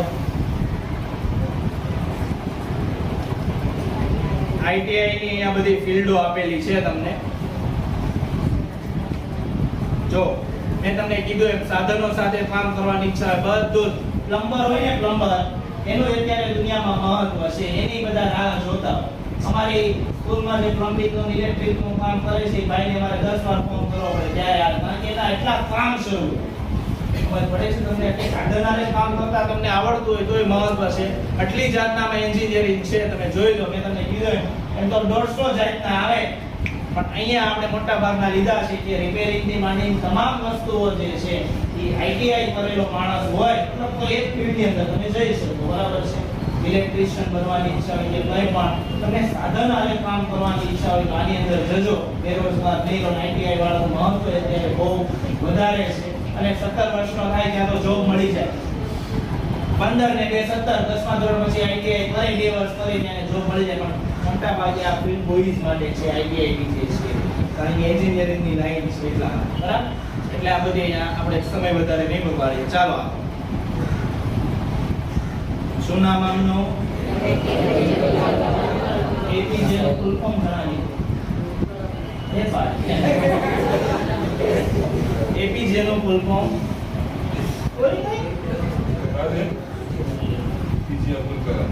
એપીજે નો ફૂલ ફોર્મ કોઈ નહીં. આ માણસ એવા છે જેને હિન્દુ મુસલમાનનો જે ભેદ છે એ મટાડવા વાળા માણસ, બરાબર? તો કોઈ મને જણાવો એપીજે નો ફૂલ ફોર્મ તો આમાં આવડવું જોઈએ. ઘણા બધા એપીજે નો ફૂલ ફોર્મ થાય છે, એનો અર્થ છે અબ્દુલ, પી નો અર્થ છે પાકીઝ, અબ્દુલ પાકીઝ, અને જેનો અર્થ છે જેનુલબ્દી. અબ્દુલ પાકીઝ જેનુલબ્દી એવું એમનું ફૂલ ફોર્મ છે. એમની એક વિડિયો આવશે, જો ચાલો.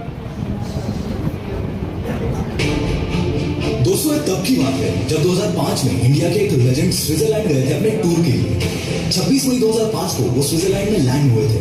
स्विट्जरलैंड से लौटने के बाद उनके याद में, उनके सम्मान में स्विट्जरलैंड गवर्नमेंट ने 26 मई को साइंस डे डिक्लेयर कर दिया था।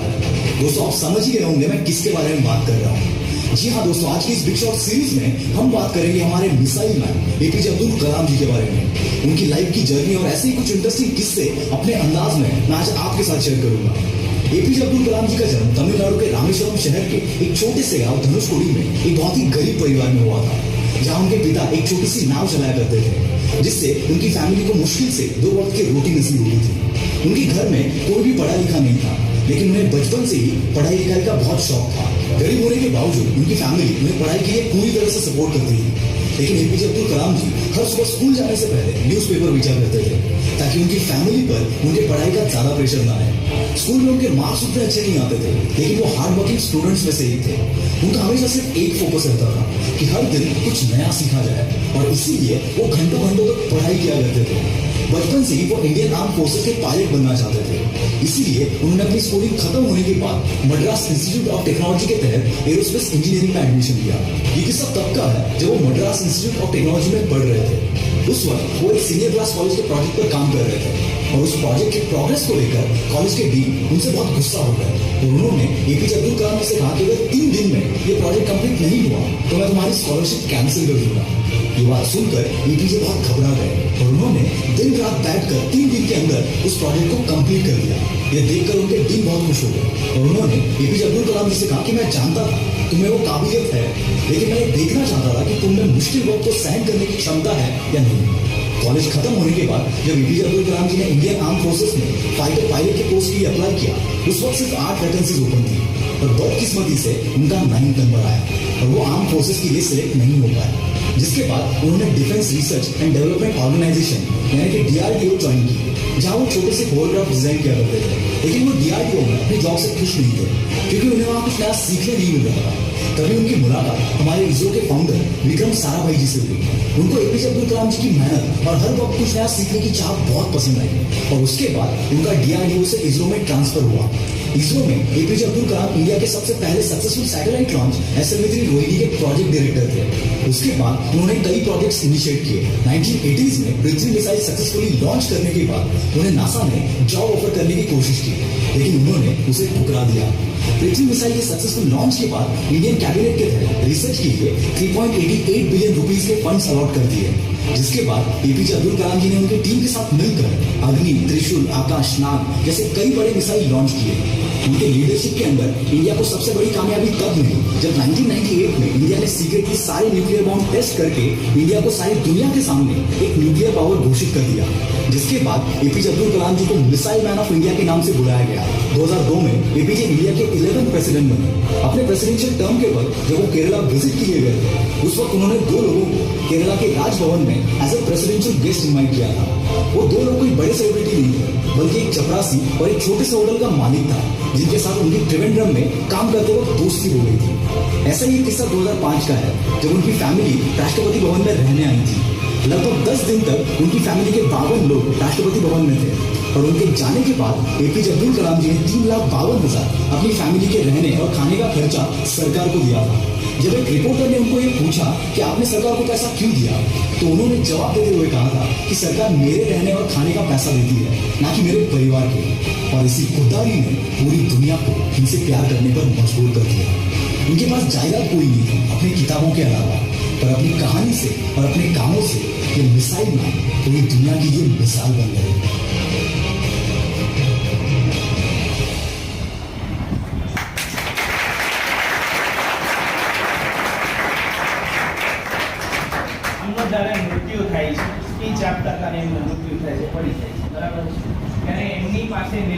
અંદર જોવા જાય છે તો એક લાઇબ્રેરી નાની એવી એમના ઘરમાં બનાવેલી હતી. એના પર ચોપડા હતા 700 રૂપિયા હતા.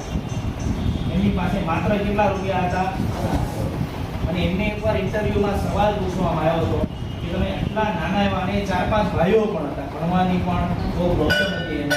એટલે વસ્તુ એવી છે કે આટલી બધી સ્ટ્રગલ કરીને તેઓ રાષ્ટ્રપતિ બન્યા. મિસાઇલ મેન ઓફ ઇન્ડિયા કહેવામાં આવ્યા. એમની યાદમાં 28 ફેબ્રુઆરીને આપણે નેશનલ સાયન્સ ડે તરીકે ઉજવીએ છીએ, બરાબર છે? ત્યારે એમને એક ઇન્ટરવ્યુમાં સવાલ પૂછવામાં આવ્યો કે તમારું જ્યારે મૃત્યુ થાય, તો એકવાર પૂછવામાં આવ્યું કે તમારું જ્યારે મૃત્યુ થાય ત્યારે તમને દુનિયા શેના તરીકે યાદ રાખે? એક ટીચર તરીકે, એક રાષ્ટ્રપતિ તરીકે, એક વૈજ્ઞાનિક તરીકે થતો હશે. એવું ભણવાનું આવે મેટલર્જીમાં, ખાતું કર્મવીર, બરાબર? ત્યાં મરીન એટલે એ તો જે બધી વસ્તુઓ છે નેવીમાં ને એની અંદર ઇન્ટરેસ્ટ હોય તો, બરાબર? અહીંયા બાયોકેમિકલ, બાયોમેડિકલ, ઇન્જેક્શન ને બધા જે સાધનો બનાવવામાં આવે અથવા દવાની અંદર ઇન્ટરેસ્ટ હોય, બધી જાતના એન્જિનિયરિંગ તમારે એની અંદર આવે. ચાલો બધો આગળ. ભાઈ સાયન્સની અંદર એડમિશન લ્યો તો અઢી 3 કલાક જોઈએ, પણ એટલો બધો સમય આપણી પાસે નથી, એટલે હું તમને એક એક વસ્તુ સમજાવીશ. હવે આની અંદર સાયન્સના બધા કોર્સ આપેલા છે: physics, chemistry, maths, biology, geology, statistics, biochemistry, computer science. આમાં ક્યાંય પણ જવાની ઈચ્છા હોય તો સાયન્સની અંદર એ ગ્રુપ તમે રાખો અથવા બી રાખો તો બીમાં બાયોલોજી આવે, અને એ ગ્રુપ રાખો તો મેથેમેટિક્સ આવે. એન્જિનિયરિંગ ફિલ્ડમાં જવાની ઈચ્છા હોય તો સાયન્સ લઈને એ ગ્રુપ લેવાનું, અને ડોક્ટરની કોઈ પણ લાઈનની અંદર જવાની ઈચ્છા હોય તો 11-12 સાયન્સની અંદર બી ગ્રુપ લેવાનું. એક વાત યાદ રાખજો, કોઈ બહુ હોશિયાર વિદ્યાર્થીઓ હોય તો એ અને બી બંને ગ્રુપ પણ લઈ છે. એ બી ભેગું લેવાની ઈચ્છા હોય તોય લેવાય. એને બંને વિષય આવે, મેથ્સ પણ આવે અને બાયોલોજી પણ આવે, બરાબર? બંને પણ કોઈ ક્લેવર વિદ્યાર્થી હોય જો સાયન્સની અંદર 11-12માં એબી ગ્રુપની અંદર એડમિશન લે તો દુનિયાની કોઈ એવી ફિલ્ડ નથી જેમાં ઈ ન જાય. બધું જ ફિલ્ડ એના માટે ખુલ્લી છે.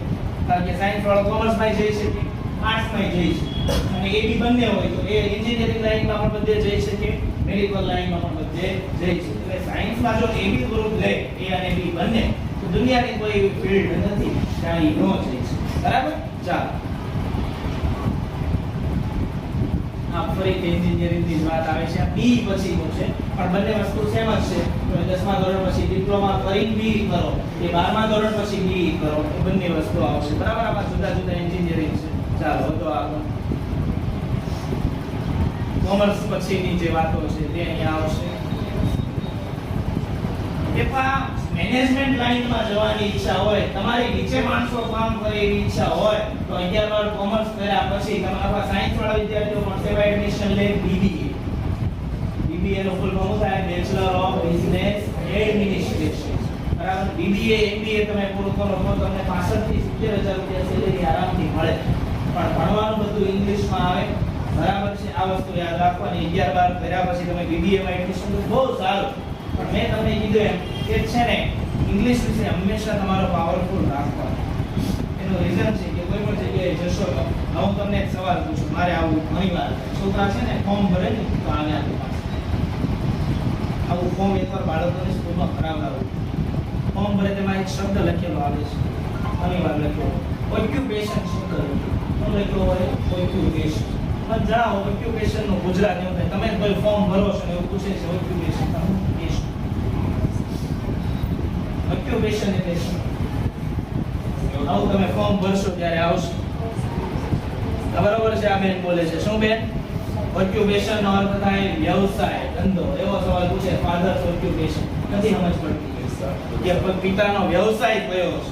સમજ પડે છે કે ઇંગ્લિશમાં એટલીસ્ટ બેઝિક નોલેજ તમને હોવું જોઈએ. 12મા ધોરણમાં ઇંગ્લિશમાં એપ્લિકેશનનો ટોપિક કદાચ ભણવામાં તમારે અત્યારે આવતો હશે.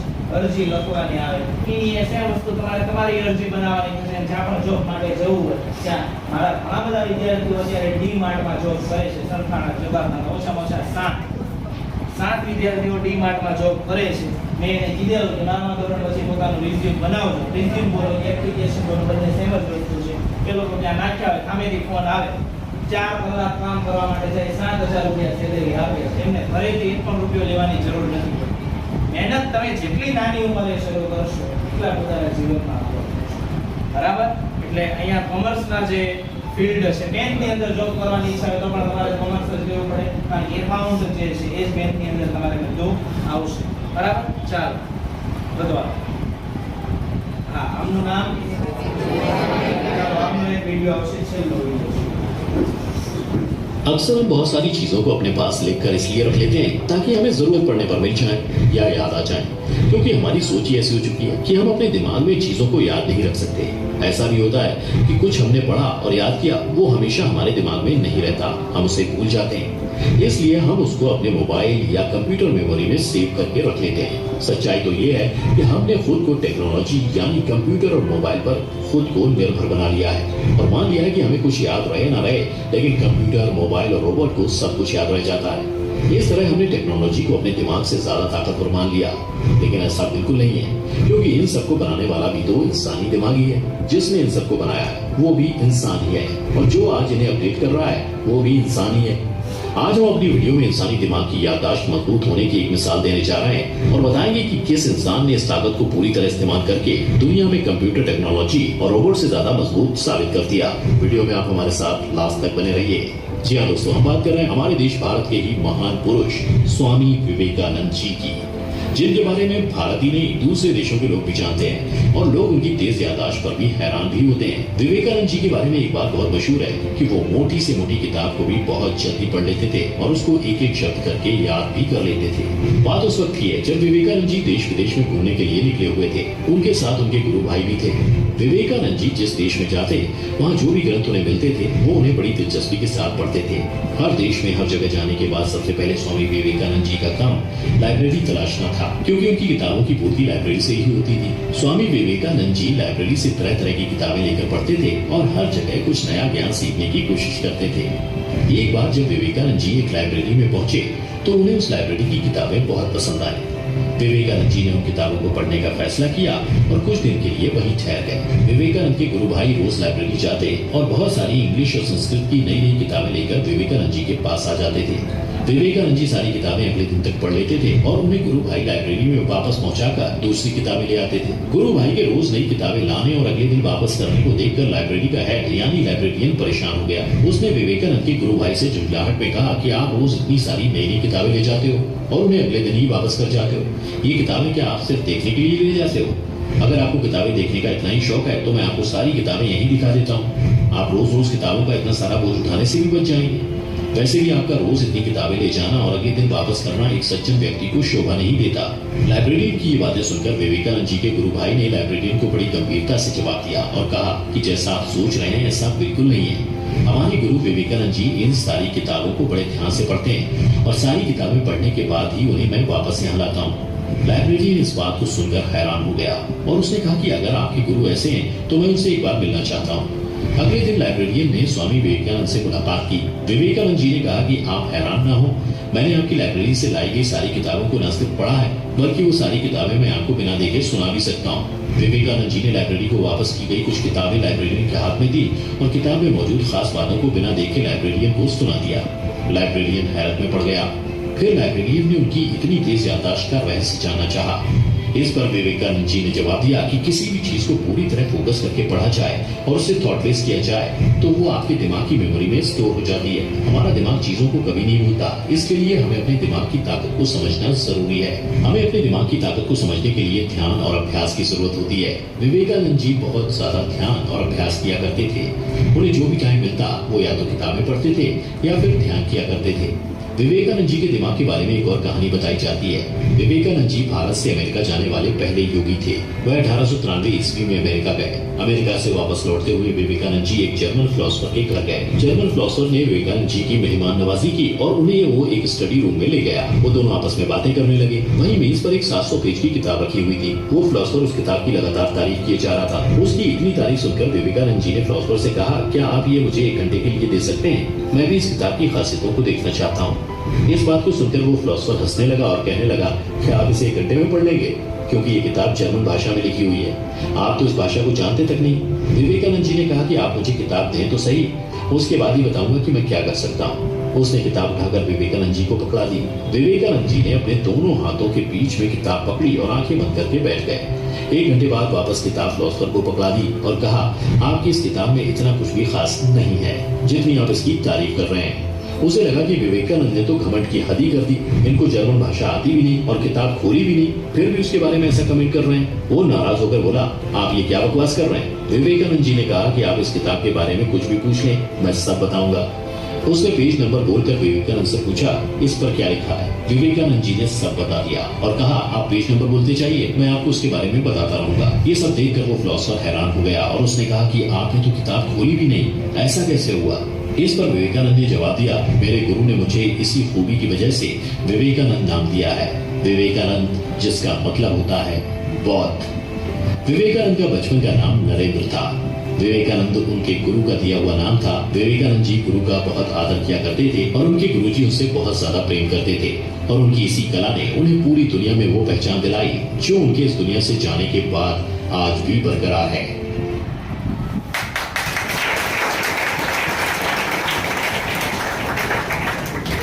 નાનો એવો સવાલ પૂછું તમને, આજે તમારી સ્કૂલ છે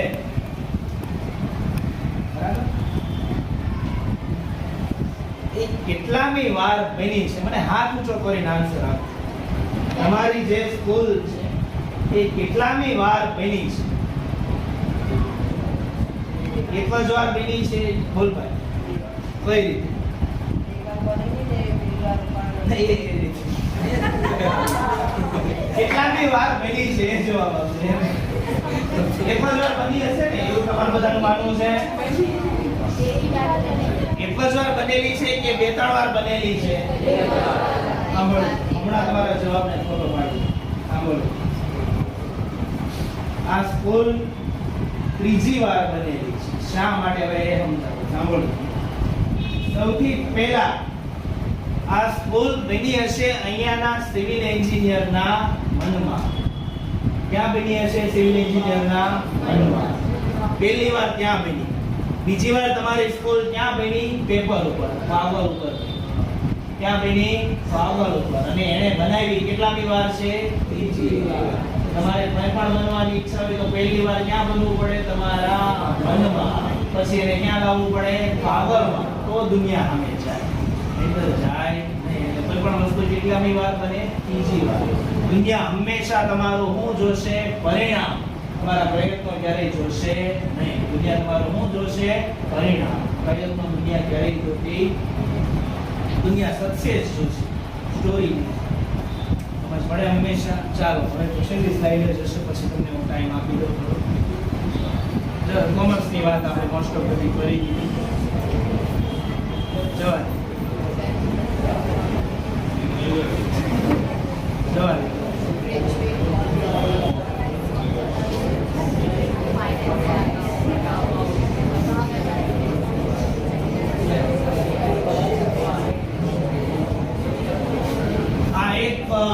આની અંદર ધ્યાન આપી દેજો. આ છેલ્લી 2 વાત છે, ભરી દઉં. યુપીએસસી નો ફૂલ ફોર્મ અહીંયા લખેલું છે, યુનિયન પબ્લિક સર્વિસ કમિશન.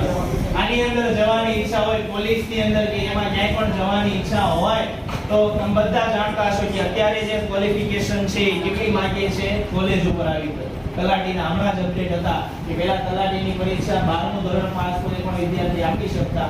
હવે તલાટીની પરીક્ષા કોલેજ પાસ કર્યા હોય એ જ વિદ્યાર્થીઓ આપી શકે છે. એક ટેવ પાડજો પોલીસમાં કે ક્યાંય જવાની ઈચ્છા હોય તો. બાકી માત્ર કોઈ પણ ભારત દેશનો યુનિફોર્મ હોય એમાં એક જ યુનિફોર્મ એવો આવે છે જેમાં સ્ટાર લાગે છે અને સિંહનો સિમ્બોલ આવે.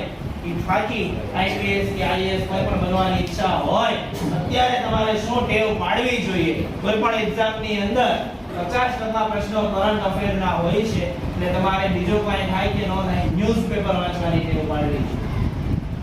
આમાં જવાની ઈચ્છા હોય તો ઓછામાં ઓછી અત્યારે કઈ ટેવ પાડવી જોઈએ? ન્યૂઝપેપર વાંચવાની અને થોડું દોડવાની ટેવ હોવી જોઈએ તમારે. તો આની અંદર તમારું સિલેક્શન થઈ જાય. ધોરણ 8, 9 અને 10 નું જ બધું પૂછાય છે. કોઈ પણ પરીક્ષામાં ગણિત ને વિજ્ઞાન ને જે છે ધોરણ 8, 9 અને 10 નું જ પૂછાય. આ સિવાય કરંટ અફેર હોય છે. કરંટ અફેર માટે મેં તમને કીધું તમારે શું વાંચવા પડે? બરાબર. ચાલો, અને વિદેશ જવાની ઈચ્છા હોય એની વાત આવશે. આ છેલ્લી પરીક્ષાનું નામ આપેલું છે IELTS. આનું ફૂલ ફોર્મ માં inter national English language testing system. Total 4 section આવે આની અંદર, રીડિંગ, રાઇટિંગ, લિસનિંગ અને સ્પીકિંગ. એના 9 એવા બેન્ડ આવે. ટોટલ એના બેન્ડ 36 હોય. બરાબર. આ પરીક્ષા આપવાની ફી 12,500 છે. IELTS ની પરીક્ષા તમારે આપવી હોય તો એની ફી 12,500 રૂપિયા છે. ઓછામાં આ પરીક્ષા તમે આપીને વિદેશ જાઓ ને તો વસ્તુ છે તમારે એજન્ટની બહુ જરૂર ન પડે. એજન્ટને વચ્ચે જે રૂપિયા આપવા પડતા હોય ન આપવા પડે. અને આ પરીક્ષામાં તમારે ઓસ્ટ્રેલિયા કે કેનેડા કોઈ પણ કન્ટ્રીની અંદર જવાની ઈચ્છા હોય, આ પરીક્ષા તમે આપો, તમારે 6 બેન્ડ લાવવા પડે. 9માં કેટલા બેન્ડ લાવવા પડે? 6.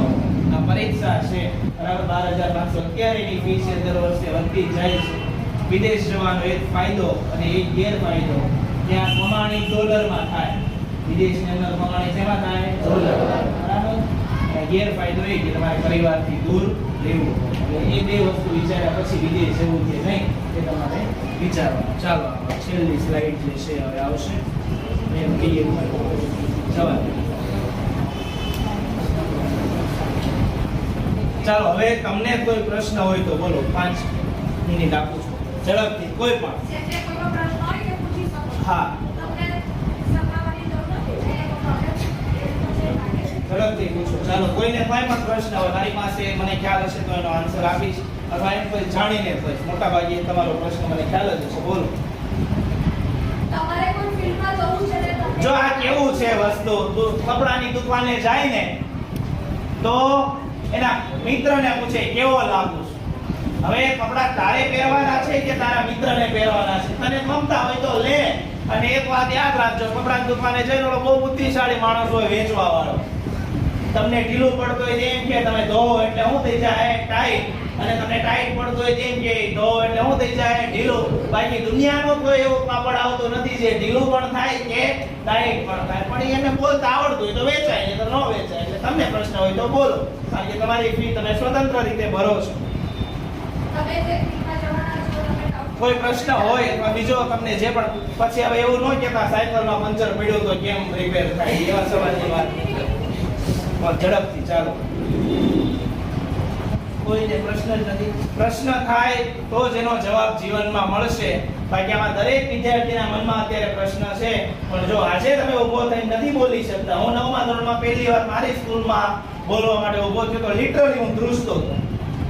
પણ ત્યાં જો મેં મારું નામ ન લખાયું હોત ને હું ભણવા માટે ના ઊભો થયો તો તમારી સામે બોલવા માટે આવી શક્યો હોત નહીં. કે કોઈ સ્કૂલ વાળા મને પ્રિન્સિપાલ તરીકે રાખે, બીજા હશે કે હસવા સિવાય પોતાના જીવનમાં કંઈ નહીં કરી શકે હોય તો બોલો ઝડપ.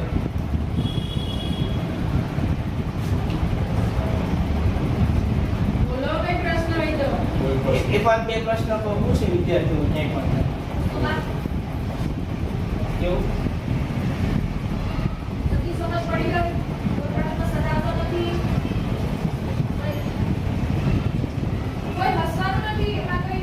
હા એટલે મેં તમને કીધું એમ હસવા વાળાના દુનિયા એની સામે હસશે. એ કોઈ એનાથી કોઈ ફેર નથી. કોઈ હોય તો બોલો.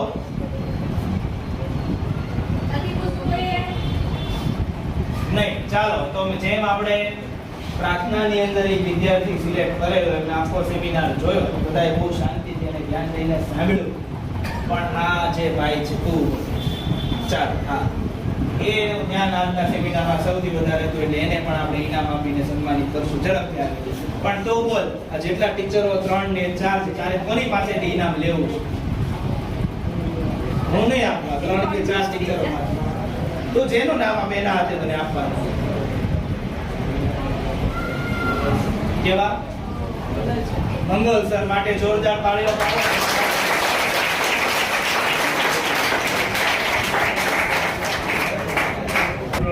તમારા મેમને સેન્ડ કરી દઈશ, તમને આપશે. અને 1000 ની આજુબાજુ અમે YouTube ની ચેનલમાં વિડીયો અપલોડ કરેલા છે જુદા જુદા બધા, તમને બધાને કામમાં આવે એવા છે. એકવાર વિઝિટ કરજો. અહીંયા મારો નંબર પણ આપેલો છે, ઇન્સ્ટાગ્રામનો અને યુટ્યુબનો પણ આપેલું છે. એની લિંક હું તમને સેન્ડ કરીશ. અહીંયા નામ આપેલું છે. એક વાત યાદ રાખો, છેલ્લી વાત કહી દઉં, ટાઈમ થોડો હાઈ થાય છે કે 9મા ધોરણમાં એક કવિતા ભણવાની આવતી હશે, બી ધ બેસ્ટ. ત્યાં એવું લખેલું આવતું કે પાણીપુરી વેચવાનો, હું તમને કહું છું કે પાણીપુરી વેચો, પણ તમારી જેવી એ વિસ્તારમાં કોઈ પાણીપુરી ન વેચી. ટ્રેક્ટર ચલાવો પણ તમારી જેવું કોઈ ટ્રેક્ટર ન ચલાવી શકતું. ડોક્ટર બનો, આખા વિસ્તારમાં તમારી જેવો કોઈ ડોક્ટર ન હોવો જોઈએ. નેતા બનો, તમારી જેવો કોઈ નેતા ન હોવો. જે પણ પોતાના જીવનમાં કરો, નાનું કામ કરો, પણ એ કેવું કરો? સારામાં સારું. પોતાનું સારામાં સારું આપવાનું એમાં શું કરો? પ્રયત્ન. એક શાયરી છે કે કરતો યુદ્ધ જાત સાથે, કરતો યુદ્ધ જાત સાથે, ખાલી વાતોમાં શું રસ છે? કરતો યુદ્ધ જાત સાથે, ખાલી વાતોમાં શું રસ છે? દુનિયા ના જીતાય તો કંઈ નહીં, દુનિયા ના જીતાય તો કંઈ નહીં, પોતાની જાતને જીતાય તો પણ બસ છે. પોતાની જાતને જીતાય તો પોતાનું જીવન પૂરું કરીને ભગવાન પાસે જશો તો ભગવાન તમને એવું નથી પૂછવાનું તો અબ્દુલ કલામ જેવો કેમ ના બન્યો, તું નરેન્દ્ર મોદી જેવો કેમ ના બન્યો, તને જે માણસ તરીકે મેં પૃથ્વી ઉપર જવાનું કીધું તું એ માણસ સારામાં સારો બની શક્યો? ભગવાન તમને આવું પૂછશે. એટલે પોતાના જીવનમાં પોતાનાથી જે કંઈ પણ થાય એવું હોય એવો સારામાં સારો પ્રયત્ન કરો. તમે બધાએ શાંતિથી આજે સાંભળ્યું. આઈ હોપ તમને 2% આનામાંથી સારી વાત જાણવા મળી હશે. તમારા મેમનો, તમારા ટીચરોનો બધાનો ખૂબ ખૂબ આભાર માનું છું. Thank you. પૂર્ણ થાય છે. તમે બધાએ શાંતિથી સાંભળ્યું છે. જે કોઈ પ્રદીપ સરે તમને જે માહિતી આપી એને તમે ધ્યાનથી સાંભળી છે.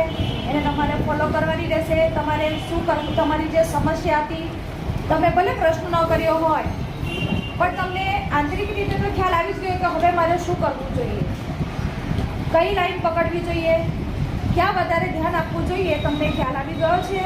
તો હવે તમે પણ બોર્ડના સ્ટુડન્ટ છો, તમારા સમય વધારે બગાડવા માંગતા નથી. સર આટલો એમની સ્કૂલ મૂકીને પોતાની જોબ છોડીને તમને માર્ગદર્શન આપવા માટે આવ્યા. તો પ્રતીક્ષાનો પણ ખૂબ ખૂબ આભાર માનું છું. અમારા જે શિક્ષકો છે એ પણ પોતાનો પિયર છોડીને અહીંયા બેઠા છે. સહકાર આપ્યો છે એ બદલ એ શિક્ષકોનો પણ આભાર માનું છું. આ ભાઈ સર છે, એમનો શશાંક સર છે, શિવાંગ સર, એમણે પણ સારું એવું અમને એલઈડી દ્વારા જે બતાવ્યું છે બધા, એમનો પણ એમના માટે એકવાર તાળીઓ પાડો.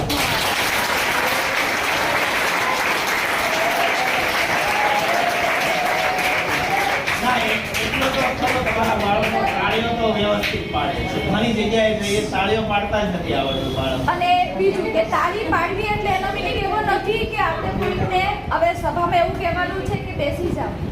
તાળી પાડવાથી પણ ઘણી બધી એનર્જી મળતી હોય છે. તાળી પાડવી એ પણ તાળી પાડવાથી વધારે વિશેષ છે. એટલે જે બને તે વધારે તાળી પાડો ને